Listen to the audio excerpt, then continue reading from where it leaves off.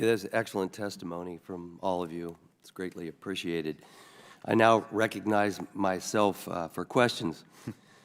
You've really touched on some things that I appreciate greatly. I've been in Vietnam twice in the last year. And I don't know that WHO was involved, but more our own CDC.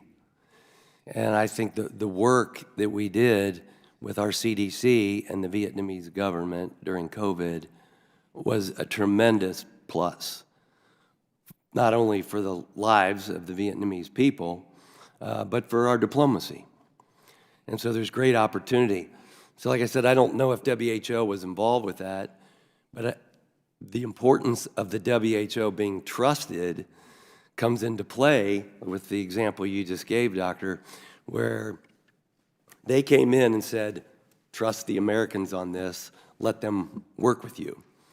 And if that's what's needed for that conduit, then they certainly need to be the trusted institution that we want them to be and that they have been.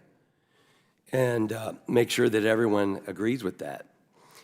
And I suspect everyone here would agree that politics getting involved with science can create a distrust among the public at large, just as politics always does. But I guess with your knowledge of what we have now and looking at COVID-19, I ask, was in your opinion, China forthcoming and transparent regarding COVID-19? Because the WHO put together a group to study this and go to China. The only American in the group was Dr. Peter Daszak of EcoHealth Alliance, and he maybe should have been somebody that even recused himself because he was a collaborator with the Wuhan Institute of Virology, and China was deciding who got to go. And so these are things that raise people's concerns. And Secretary Blinken said we've got real concerns about the methodology and the process that went into their report, including the fact that the government in Beijing apparently helped to write it. That's not an independent organization then. So do you agree with the Secretary's assessment, and what are your thoughts during that time and moving forward? And then we can go down the line. Thank you, Mr. Chairman, and thank you for your reflections on your travel to Vietnam. I, too, have been able to visit the work of CDC and our partnership with WHO there. With regards to your question, it's an important one, especially because we have a lot of lessons to learn regarding COVID-19. And unfortunately, one of those lessons is the importance of transparency. We're quite disappointed and share your frustration with the government of China not being as forthcoming as they should have been with WHO at the time, especially because getting to the bottom of this crisis is critically important, as you said, not only for COVID, but for any outbreaks moving forward.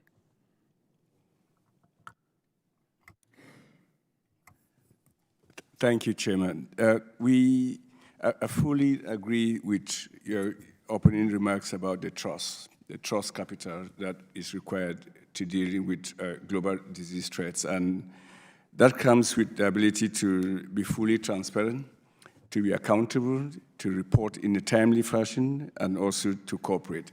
And all of these elements were lacking in China's ability to cooperate with WHO and the world.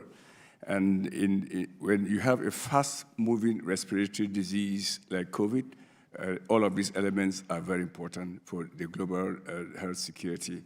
I think the burden is still on China, that for the past 3 years, China has not been forthcoming the way it should be in working with WHO, working with us directly, so that we just understand what the origin is of the virus is, so that it can better prepare us for the future. As we've all said, it's a matter of time before we face with another threat. Yes. So I think I fully agree with you that we need to build a trusting relationship that will enable us to respond in a very timely fashion. I'll add only that I'm in complete agreement with my colleagues China was not forthcoming early on about human-to-human transmission. As we noted, there's a common reluctance. Under SARS, which happened years before, WHO pushed hard and was public about that lack of forthcoming behavior in a way that did not occur in this particular instance. However, WHO got a lot right that were critical to getting vaccines out to the world, getting treatments out to the world. We'll say that we have also seen that history has shown that they are capable of improvement. After Ebola, where response to emergencies were very slow, U.S. pressure ended up driving the creation of a global health emergencies program that massively improved response on the ground in many subsequent outbreaks. And similarly, after COVID, U.S. pushed successfully for the creation of a standing committee on health emergencies, preparedness and response. And that's already giving U.S. and others more real-time oversight of handling in the case of potential PHICs, the public health emergencies of international concern. I think new methodologies coming forward are going to benefit us all in the future. I guess my real concern is if a member is not participating in the way that should be expected, not only how do we call them out in a way that might get them to behave as they should, so my question would be, do we say, well, you can't be part of the WHO if you're not going to adhere to the rules? Or is there some enforcement mechanism? I don't know where to turn on that if it were to happen again in the same way. And I don't know so I'd love to hear your ideas as you deal with the WHO and the frustration that everyone had. So I will try and respond to this question, Mr. Chair. Again, it's a good one, especially because we need everyone to be good actors around the table. One of the things that we are able to do as board members of WHO is at least track that very level of accountability and really understand how we all come together to support the work of the organization. As it turns out, we are board members alongside the Chinese government as well as other actors like Syria. And so it's one of the reasons why we want to remain at the table, if nothing else, to be a voice in that room and ensure that that voice is rooted in science and in the important work of WHO really serving not only America but the world in ways that we want to see. Chairman, I agree with my colleague that we have to be at the table all the time and exercise our leadership, because it is by being at the table that we rally our friends and allies to put pressure across the board on countries that may not want to cooperate fully. We know that when we are not at the table, others will take our seat at the table. I think we have to always be at the table and continue to put pressure on it. The administration has been very clear on this, that we have to work in the area of global health security. We must work with people that we agree with and with people that we do not agree with, because we just don't know where the next threat will come from. And the way to do that is, the platform for that is WHO. I can't think of any other platform that that could serve that role.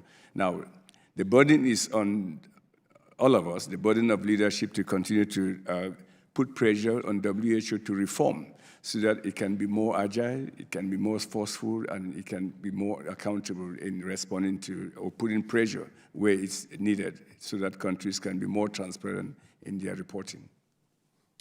I'll only add a couple of points to my colleagues. One is that we want respect for our sovereignty, and so we also limit how much WHO can control or demand things of us. And that is one of the challenges here, that we are protective of our own sovereignty and therefore do not want to have those tools challenge, potentially challenge us or other member states. The second point about possibly, well, then could we force out a China that does not adhere? And we want China under the tent. Once a country pulls out, they become a blind spot in our national security. Currently, China does participate as a network of 129 countries that submit flu and other illness data. It's the reason we have an effective annual flu vaccine, because we have access to information being supplied through those means. And so we want to have China continue to be a joint actor in this work. And so that leaves us in a space where it's diplomacy.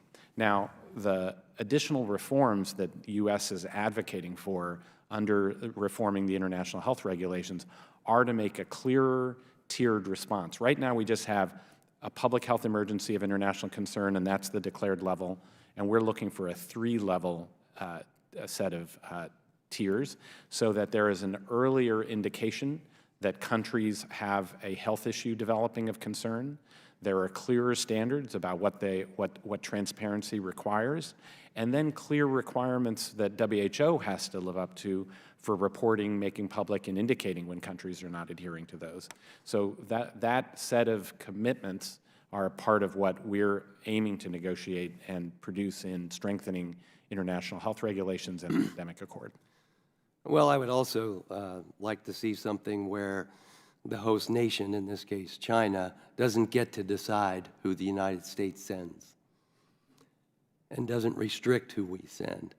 Because frankly, I'd have been very pleased if any of the 3 of you were there when that occurred. With that, I yield back.